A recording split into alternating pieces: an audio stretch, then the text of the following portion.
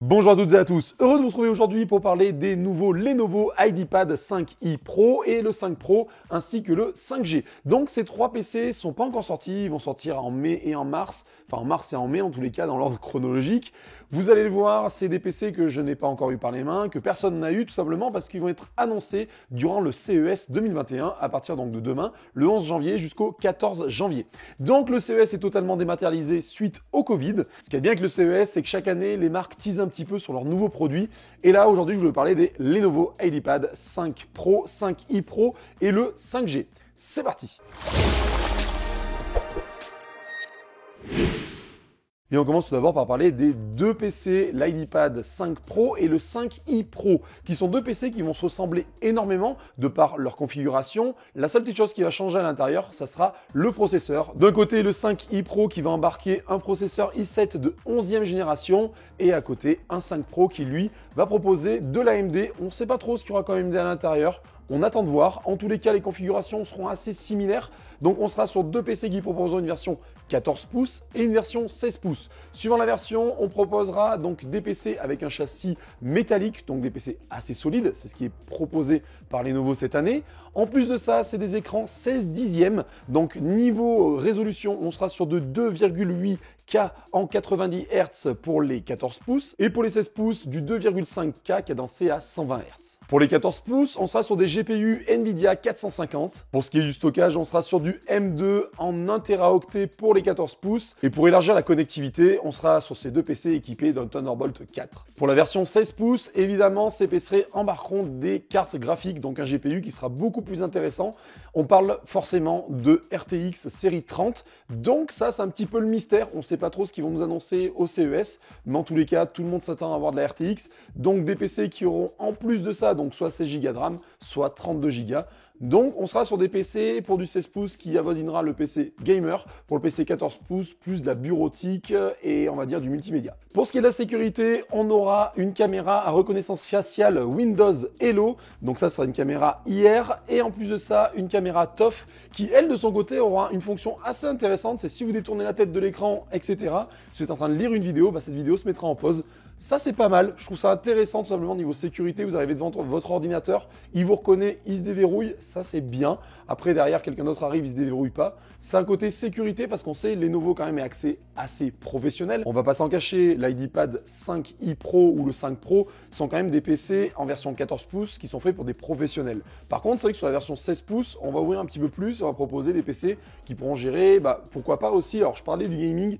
Pas forcément, ça sera plus pour des gens qui auront plus de gourmandise niveau logiciel, c'est-à-dire qui vont traiter de la 3D, qui vont traiter du traitement un peu poussé, ça va leur permettre un peu d'aller plus loin, tout simplement. Mais ça reste des PC qui sont très axés professionnels, donc sécurité, donc le déverrouillage via via le Windows Hello est quand même intéressant à voir sur cet ordinateur. En plus de ça, il propose aussi que par exemple, si le PC bouge et que vous n'êtes pas devant, il y a une alarme qui se déclenche. Donc ça serait plus pour si on essaie de vous voler l'ordinateur, vous avez tourné le dos, ou si vous avez bougé dans votre bureau, quelqu'un le prend. C'est une sécurité, on va dire, en plus, qui est pas mal, je trouve. Et pour terminer, par rapport à leurs prédécesseurs, Lenovo annonce des trackpads qui seront normalement un peu plus grands, donc ce sera plus sympa pour aller naviguer, etc. Ce sera quand même beaucoup plus simple. Pour ce qui est de la disponibilité des produits et leur prix, sur le 5i Pro, on est sur une dispo à courant mars, grosso modo.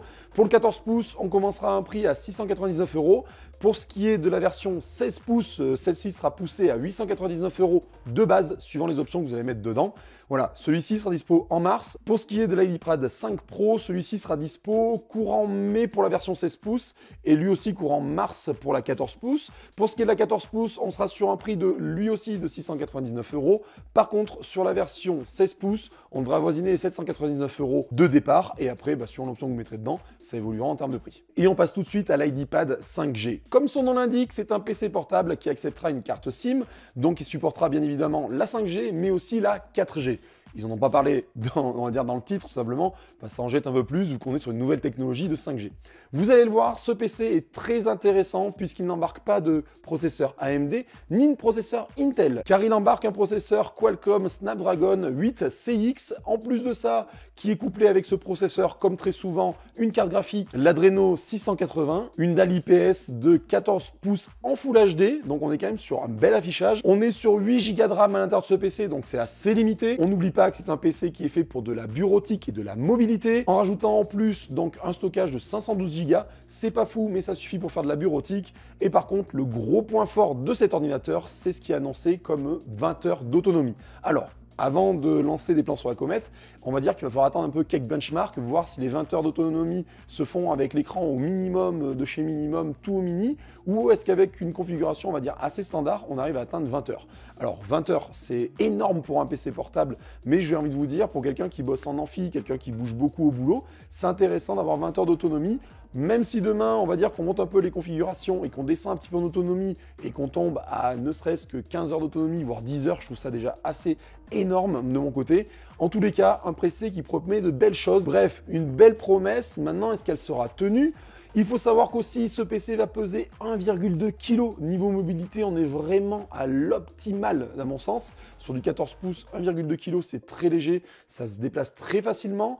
Donc moi, je trouve ça très bien. Lenovo annonce une arrivée courant mai. Et pour l'instant, on est un petit peu dans les points d'interrogation sur le côté prix. Tout simplement parce que ça n'a pas été annoncé. Donc on va suivre le CES cette semaine pour voir un petit peu les prix de cet ordinateur. Voilà pour ce qui est de ces 3 ordinateurs. Alors en mon sens, ces ordi, effectivement, pour ceux qui me suivent depuis quelques temps, on présente beaucoup de PC gamers. Ces PC ne seront pas forcément gamers, mais en tous les cas, ils pourront vraiment être bien pour des gens qui font de la productivité et qui ont besoin de mobilité. On est sur des ordi très intéressants. Lenovo propose de belles choses niveau autonomie du fait des choix des processeurs. Surtout le dernier, sur le Qualcomm, on sait que les Qualcomm équipent beaucoup de téléphones portables, donc ils permettent d'avoir, on va dire, un rendement autonomie qui est très intéressant.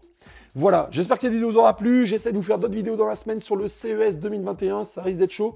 En tous les cas, merci encore une fois d'être toujours de plus en plus nombreux. N'hésitez pas à lâcher un pouce vers le haut, à vous abonner pour ne plus louper qu'une des vidéos. Et je vous dis à très bientôt pour une nouvelle vidéo. Ah, ciao, bye bye.